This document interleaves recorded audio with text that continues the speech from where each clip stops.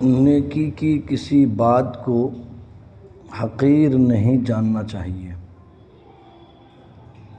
حضرت سلیم بن جابر رضی اللہ تعالی عنہ فرماتے ہیں، میں نے رسول کریم صلی اللہ علیہ وسلم کی خدمت عالیہ میں حاضر ہوا، عرض کیا یا رسول اللہ مجھے کچھ نصیحت کیجیے جس سے مجھے فائدہ حاصل ہو۔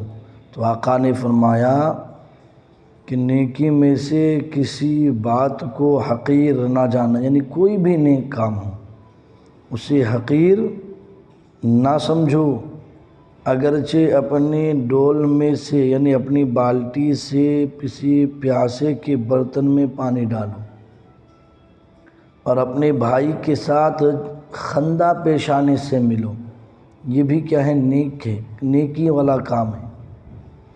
اپنے بھائی سے خندہ پیشانی سے ملنا، اپنے دوستوں سے خوشی خوشی ملنا، کسی اسلامی بھائی کے برتن میں پانی ڈال کر دینا،